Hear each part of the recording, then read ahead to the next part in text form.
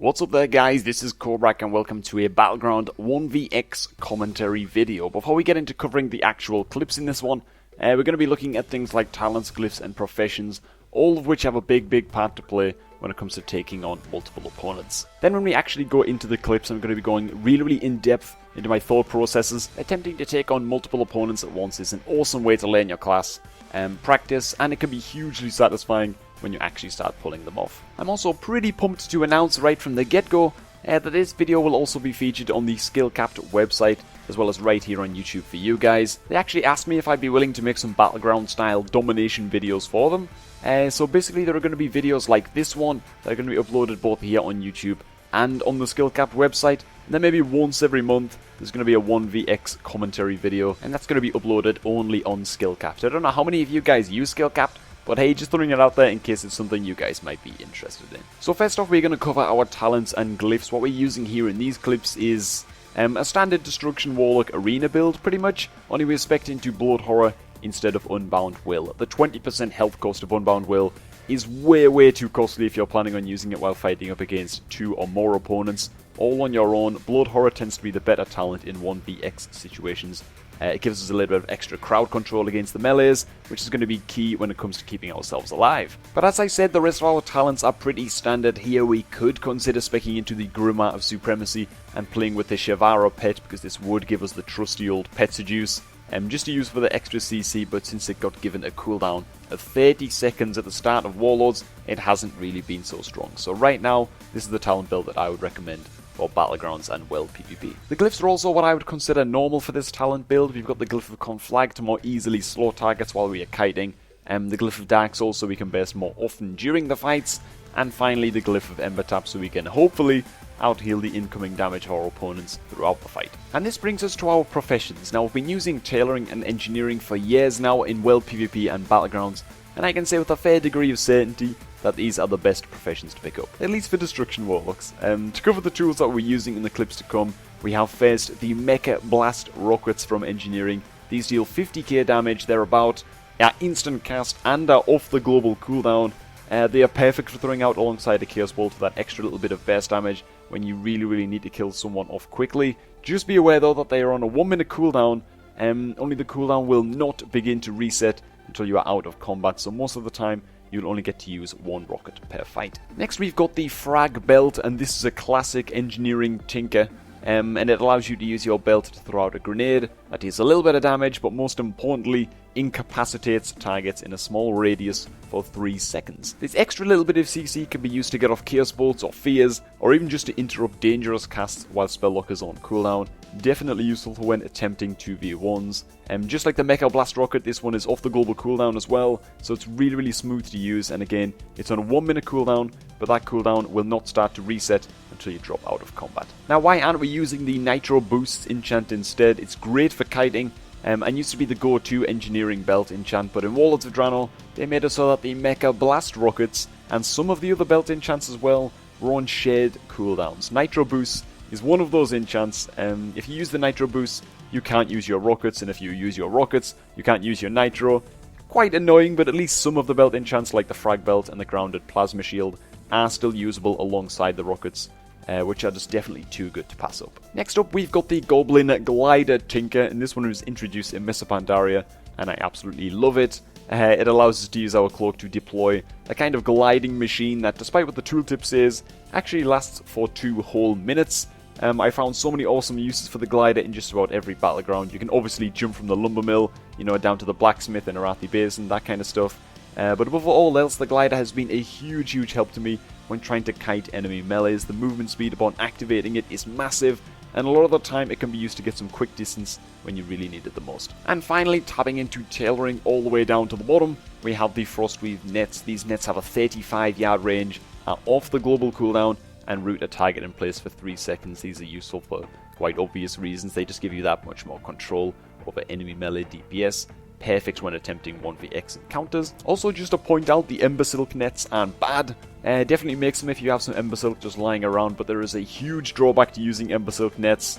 You can see that they deal a small amount of fire damage for each second that the target is netted. The problem with this is that because they deal magic damage, the game in a lot of ways treats these nets as if they are magic effects.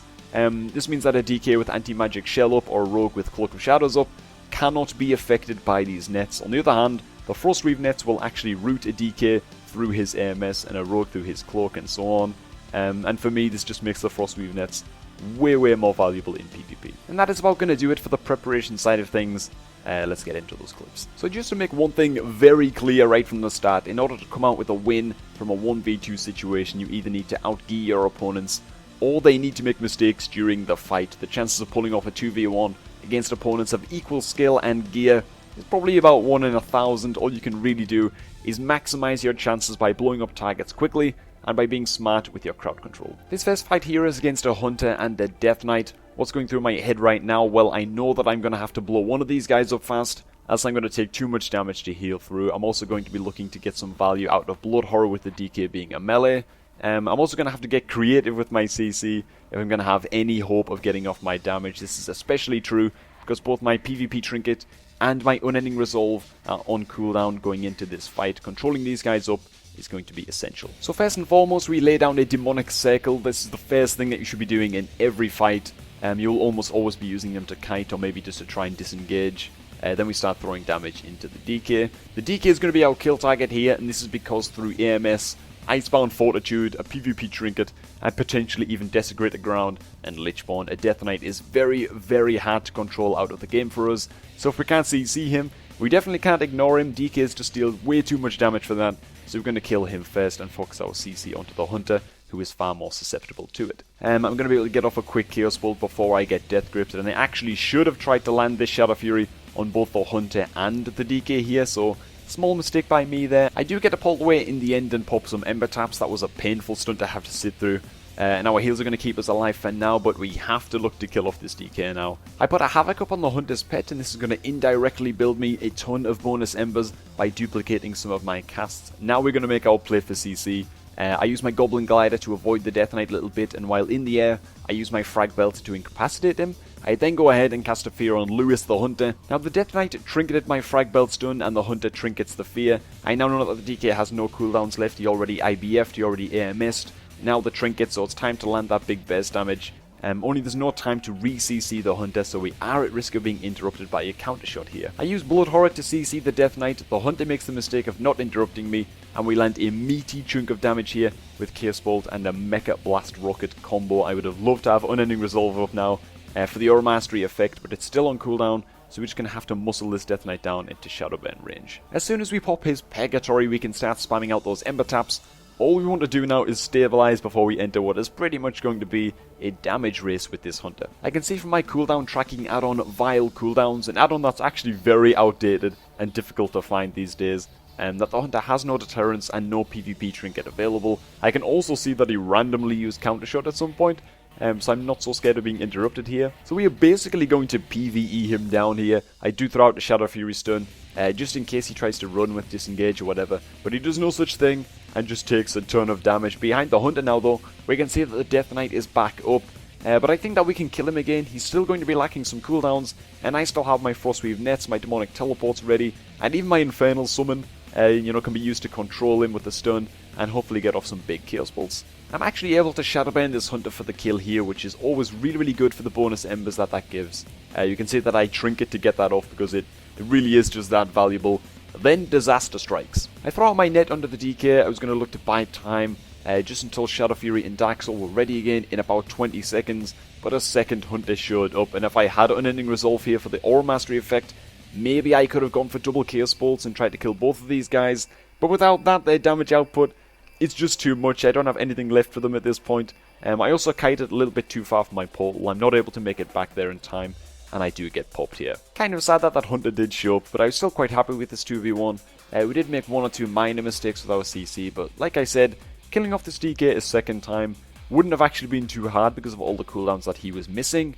I would have also definitely used my Infernal Summon as an extra stun. It's actually really strong, just because it doesn't actually share DR with the Shadow Fury stun, and our big 10-minute cooldown demons are usable in well PvP and Battlegrounds, so just remember to make use of those if you're really looking to win a big fight. This next clip we're going to let play through with less pauses. It's a little bit messier than the first fight, and a Horde Rogue does join in for a little bit, but it definitely has some talking points. Again, we pop down a portal right here Just as the fight is about to begin and things start out with a simple 1v1 against this hunter here, I put a havoc up on his pet before throwing out some conflagrates, and this builds me a ton of embers to tap with right from the word go. You're also going to notice that I'm playing with Sacrificial Pact in this clip and not Soul Link.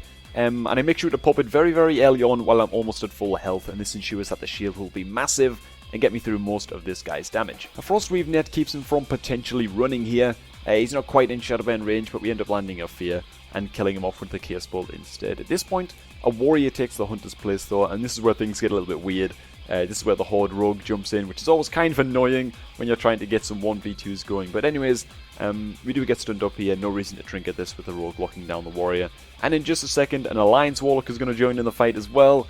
So now I'm just going to let this clip play until meaningful stuff starts happening again.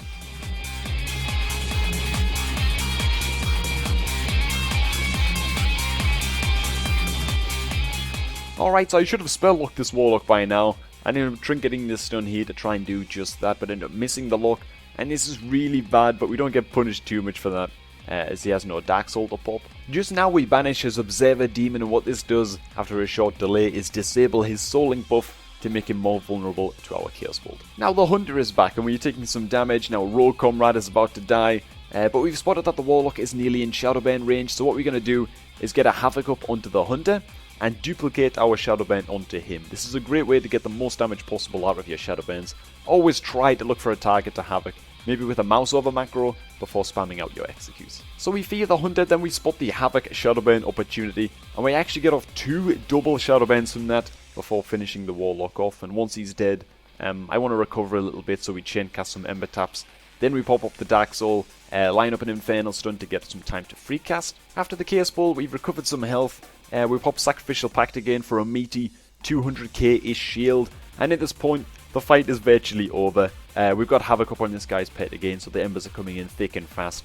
We land a Shadow Fury for a second stun and land another Bolt of Chaos, and now we're just going to make sure that he doesn't make a run for it by chasing him down with the portal and the Engineering Frag Belt. So a pretty chaotic fight there. 4 allies dying though for 1 horde is a pretty good trade. But as I mentioned before, winning a 2v1 encounter almost always relies on your opponents either making mistakes or being undergeared.